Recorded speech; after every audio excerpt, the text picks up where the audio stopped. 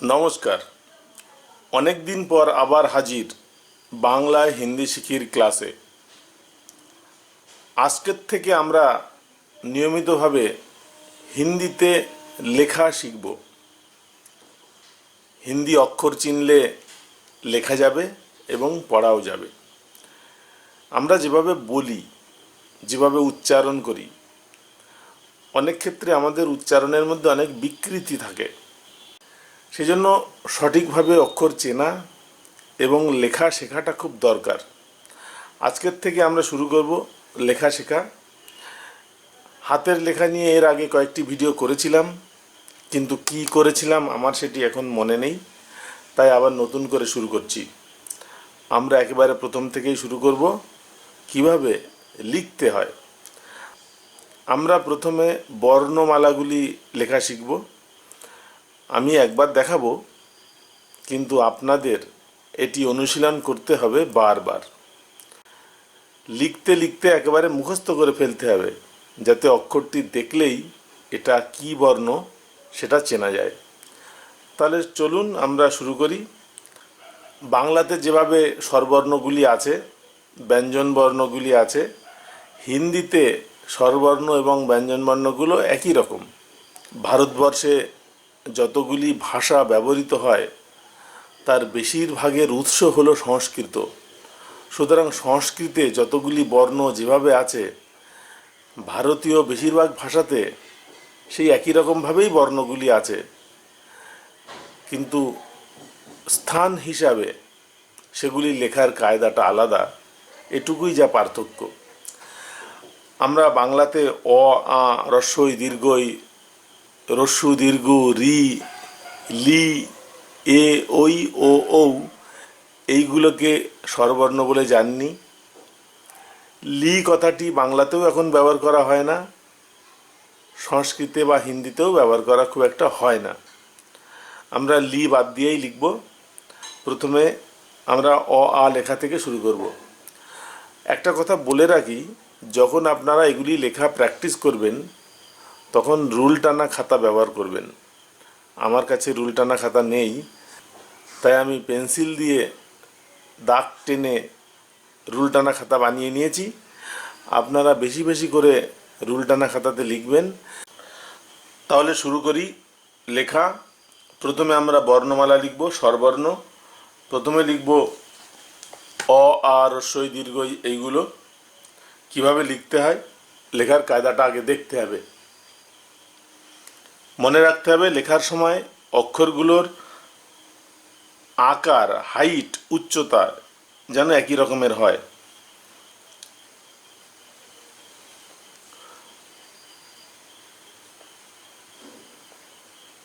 এটা হলো অ।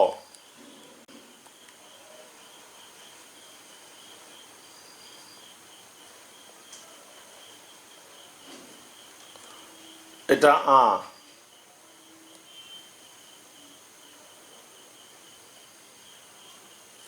হ্রস্ব ই।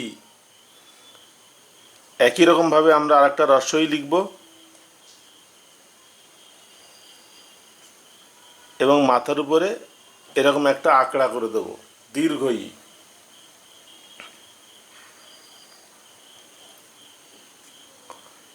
এটা রস্যু, হ্রস্ব উ।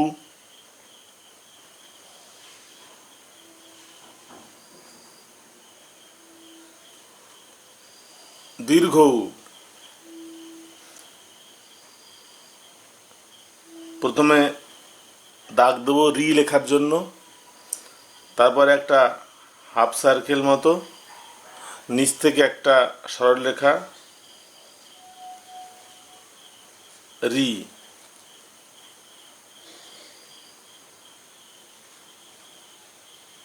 লি সাধারণত লাগে না, লেখা হয় না।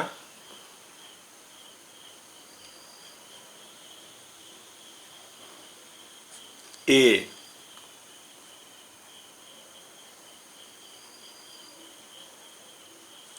আবার একটা এ লিখবো ওই লেখার জন্য, এবং তারপর মাথার উপরে এরকম একটা ওই।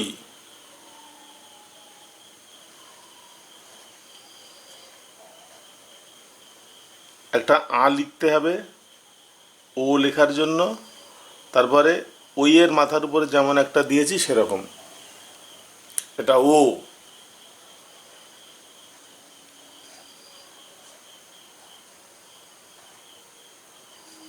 এটা আ লিখলাম, এবার মাথার উপর দুটো, এটা ও। সুতরাং অ, আ, ও, ও প্রায় একই রকম, একটুখানি কম বেশি আছে। আমরা এইভাবে স্বরবর্ণগুলো বারবার প্র্যাকটিস করব, যাতে আমাদের মুখস্থ হয়ে যায় এবং লেখাগুলোর আকৃতি যেন একই রকমের হয় এবং অক্ষরগুলোর উচ্চতা যেন একই রকমের হয়, সেটা আমরা খেয়াল করব। আমরা প্রথমে যখন লিখব তখন কোনোটা বড় কোনোটা ছোট একটু এরকম হবে, কিন্তু আস্তে আস্তে এটাকে ঠিক করতে হবে। এরপরে আমরা ব্যঞ্জন বর্ণটা লিখব।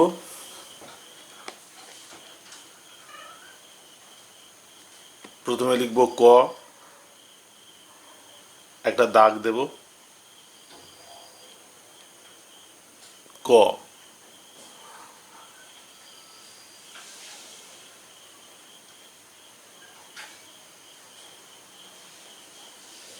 এটা খ। অনেক সময় আমাদের খটা লাগবে বিভিন্ন রকমভাবে, র লিখতে ব লিখতে একই রকমভাবে। এটা খ।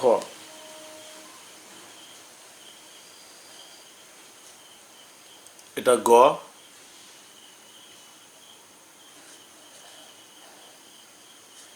এটা ঘ।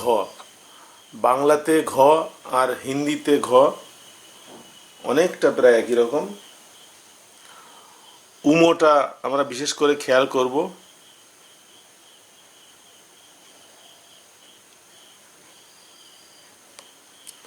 এটা হচ্ছে উমো,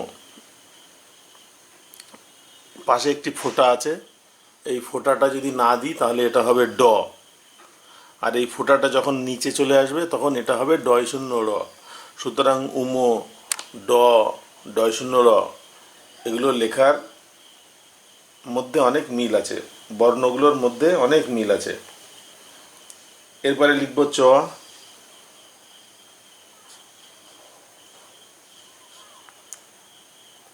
চ লেখার সময় এখানে একটু ফাঁক রেখেছি, এটাকে মিলিয়ে দিলেও অসুবিধা নেই। চ।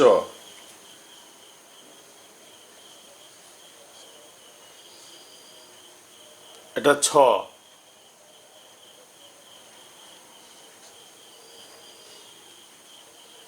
এটা বর্গীয় জ। ঝ দুরকমভাবে লেখা যায়। ঝ লিখতে গেলে আমরা প্রথমে রস্বই লিখব, এটা রস্বই, এর পাশে একটু দাগ দিয়ে যুক্ত করে দেব, এটা হচ্ছে ঝ। আবার কিছু কিছু বইতে অন্য রকম ঝ আছে,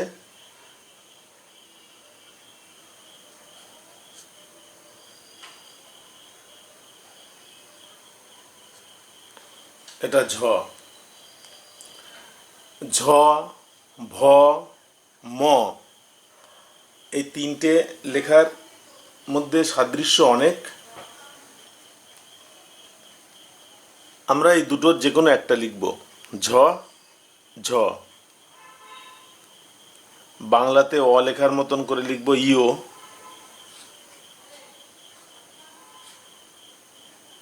এটা হচ্ছে ইও। এরপরে লিখব ট,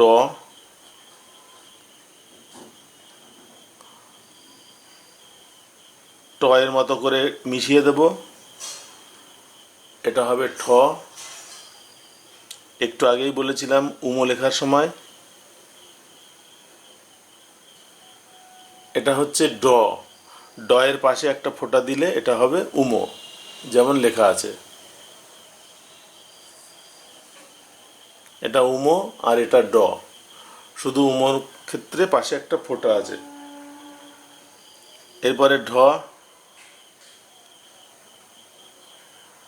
ট এর মতো করেই লিখব, কিন্তু শেষে একটা গোল আছে, এটা হচ্ছে ড।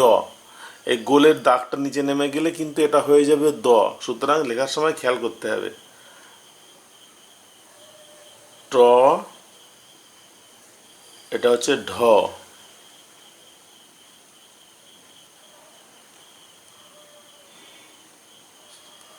এটা মধ্যাহ্ন, দুটো আলাদা করে রাখা। মধ্যাহ্ন প, মধ্যাহ্নস্ব, এর মধ্যে অনেকটা মিল আছে, খেয়াল করতে হবে। এটা মধ্যাহ্ন। এরপর আছে ত,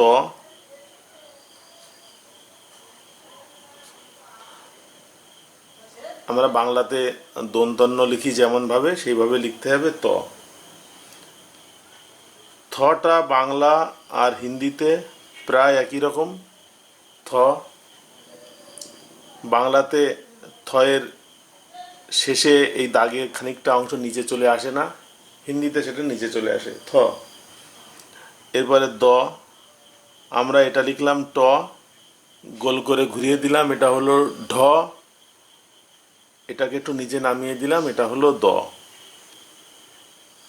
আপনারা এই তিনটে দেখুন, ট, ঢ, দ। এরপরে ধ, ঘ আর ধ এর মধ্যে অনেকটা মিল আছে।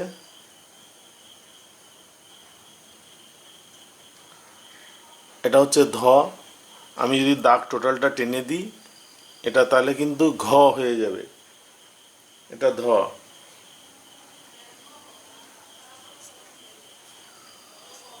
এটা দন্তন্য। এরপরে লিখব প।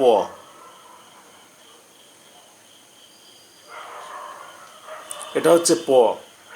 এই দাগটাকে একটু আলাদা করে দূরে সরিয়ে দিলে এটা হয়ে যাবে কিন্তু মধ্যাহ্ন।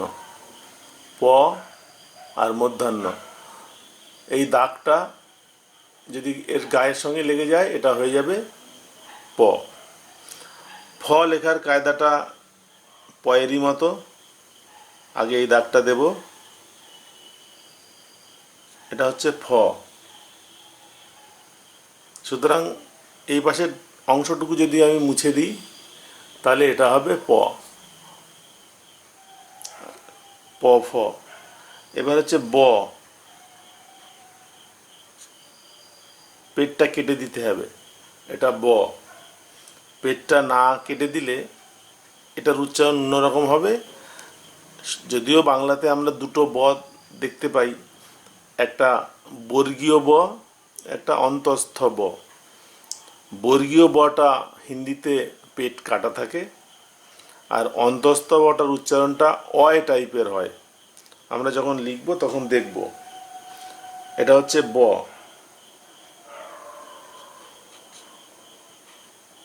এটা ভ। এরপরে ম। ম এবং ভ লেখার কায়দা একই।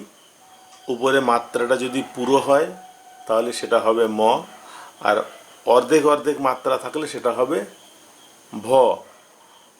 আবার একটু আগে আমরা ঝ দেখেছি, এই যে ঝ। সুতরাং ম, ভ, ঝ এগুলোকে খেয়াল করতে হবে ভালো করে। এরপরে লিখব অন্তর্য।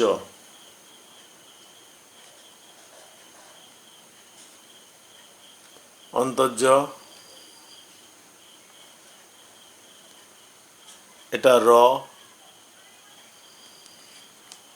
র এবং খ একই কায়দা করেই লিখতে হয়। র এর গায়ে একটা যদি ব দিয়ে দিই, পেটটা না কাটি, এটা হয়ে যাবে খ। এটা হচ্ছে র,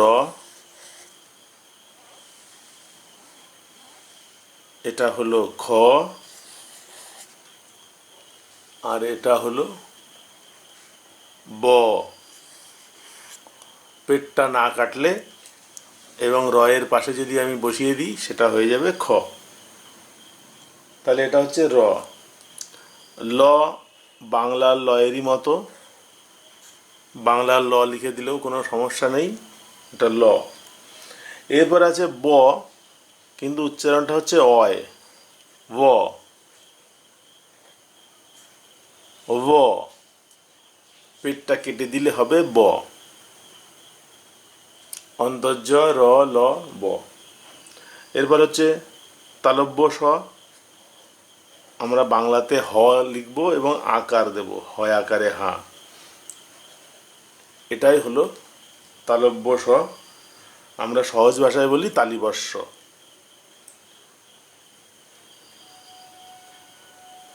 মূর্ধন্য স, আমরা এটা লিখলাম প, পয়ের পেট কেটে দিলে এটা হবে মূর্ধন্য স, সুতরাং লেখার সময় খেয়াল রাখতে হবে। এরপরে দন্তস্ব, আমরা র লিখেছি, দাগ দিয়েছি, এটা দন্তস্ব। সুতরাং র আর দন্তস্ব লেখার শুরুটা কিন্তু একই রকম, তার সঙ্গে খ, এটা হচ্ছে দন্তস্ব। এরপরে হ,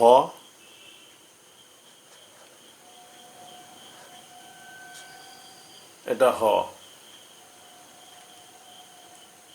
এরপর আছে ডয় শূন্য র, আমরা ড লিখব,